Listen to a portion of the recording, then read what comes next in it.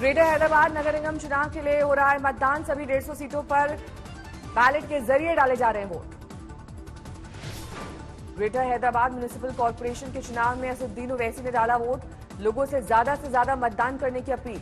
ओवैसी ने शहरी इलाके में मतदान प्रतिशत कम रहने का उठाया मुद्दा। का अर्बन एरिया के लोग बढ़ चढ़कर ले लोकतंत्र के महापर्व में हिस्सा। ओवैसी ने कोरोना काल में चुनाव के दौरान प्रशासन के इंतजामों को सराहा। बोले, हैदराबाद बदलने वालों से मेरी जंग, बैलेट मतदान से दिखे खुश। और ज्यादा वोट का इस्तेमाल करिए, पोलिंग परसेंटेज को बढ़ाइए। पूरा यहां पर इंतजाम इलेक्शन कमीशन की तरफ से किया गया है।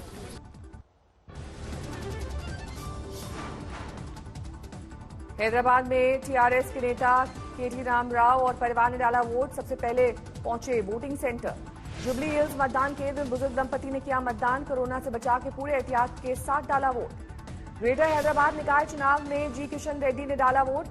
कांचीगुड़ा में किया मतदान। हैदराबाद में वोटिंग के लिए सुरक्षा के सख्त इंतजाम। 22,000 से ज्यादा पुलिसकर्मियों की तैनाती।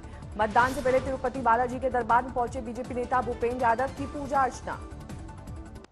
जम्मू कश्मीर में आज चुनावी सरगर्मी। डीडीसी चुनाव में हो रहा है दूसरे दौर का मतदान। मतदाताओं में दिखा उत्साह। जम्मू कश्मीर में 43 निर्वाचन क्षेत्रों में आज डाले जा रहे हैं वोट। इनमें कश्मीर की 25 सीटें शामिल। बांदीपुरा में मतदाताओं में दिखा उत्साह। कोहरे के बीच सुबह से मतदान केंद्रों पर जबरदस्त भीड़। जम्मू में आज डीडीसी के 18 सीटों पर हो रहा है मतदान। जम्मू के बस्सी खुर्द पोलिंग स्टेशन पर सुबह से जुटे मतदाता। डीडीसी चुनाव के पहले चरण में बम्पर वोटिंग। कोरोना काल में 52% लोगों ने डाले वोट। जेएनयू की पूर्व छात्रा शैला राशिद के पिता अब्दुल राशिद ने बेटी को बताया एंटी नेशनल। डीजीपी को लिखी चिट्ठी। पता नहीं है क्योंकि मैं नॉन पॉलिटिकल आदमी हूं। मैं बस सिर्फ जो भी कंसर्न एजेंसीज है उनको कह रहा हूं कि आप इन्वेस्टिगेट, और मेरा पक्का यकीन है कुछ न कुछ निकल आएगा।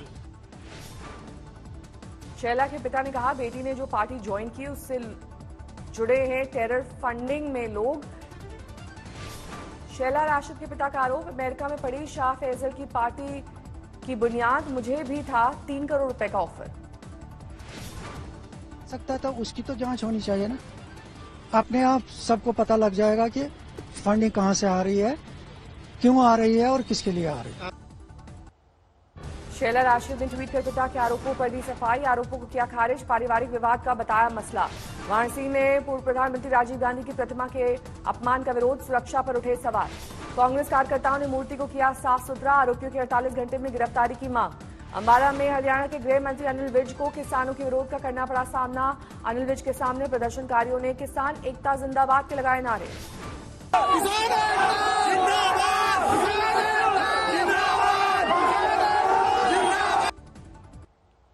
किसानों से बातचीत के लिए सरकार की नई पहल। आज दोपहर 3 बजे बैठक के लिए न्योता।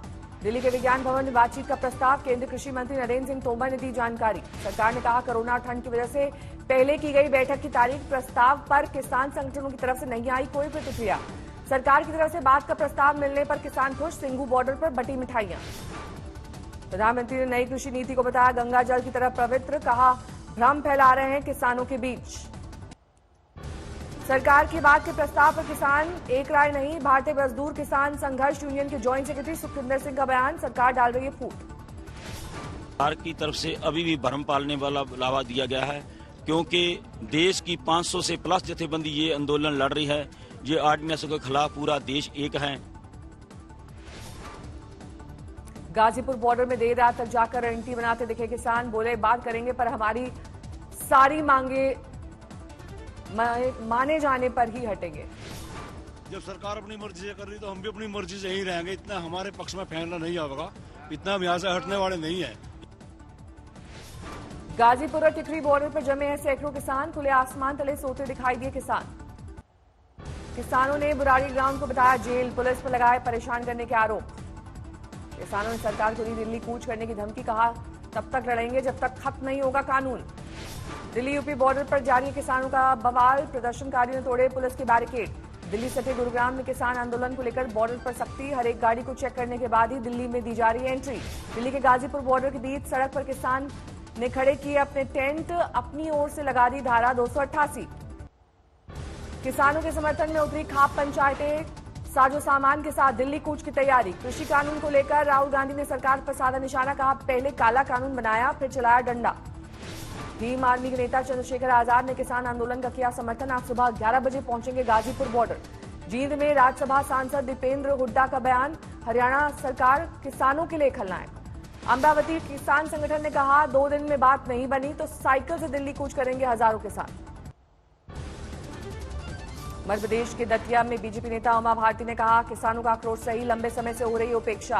कांग्रेस सांसद रवनीत बिट्टू ने कहा किसान आंदोलन को बदनाम करने की साजिश। धान की सही कीमत न मिलने से किसान परेशान, किसान मंडियों में औने पौने दाम में बेच रहे हैं धान। सरकारी संस्थाओं द्वारा 130 धान खरीद केंद्र बनाए जाने के बावजूद नहीं हो रही है खरीद। 7 दिन से ट्रैक्टर ट्रॉली लेकर खड़े हैं किसान।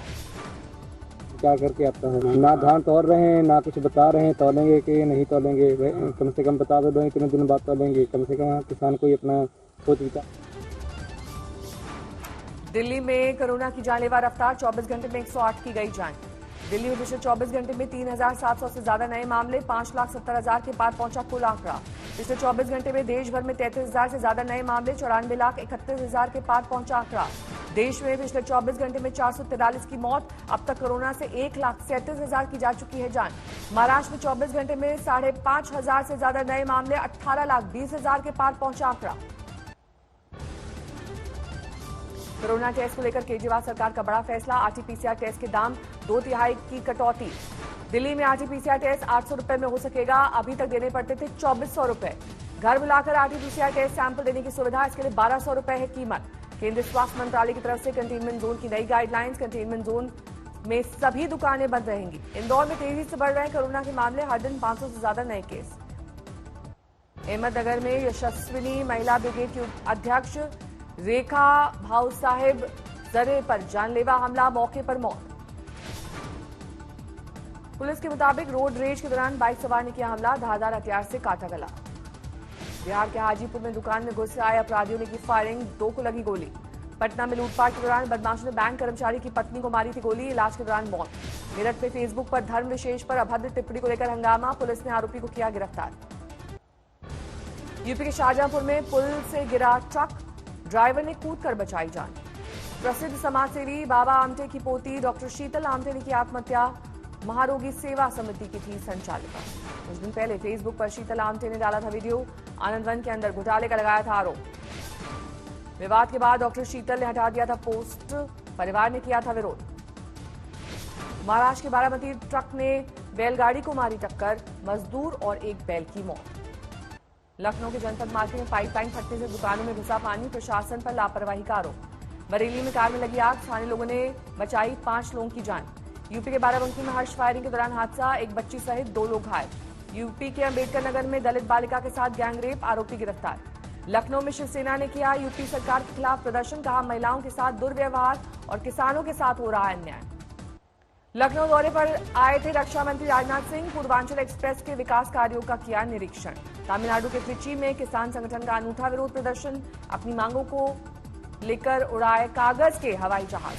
पश्चिम बंगाल के सिलीगुड़ी में युवा तृणमूल कांग्रेस की मेगा रैली, केंद्र सरकार की नीतियों के खिलाफ हल्ला बोल। जेएनयू की पूर्व छात्रा शैला राशिद के पिता ने जम्मू कश्मीर के डीजीपी को लिखी चिट्ठी, बेटी पर लगाया देश विरोधी गतिविधियों में शामिल होने का आरोप। झारखंड के सिंदरी एसीसी प्लांट गेट पर जोरदार हंगामा, प्रदर्शनकारियों की पत्थरबाजी के बाद पुलिस ने किया लाठीचार्ज।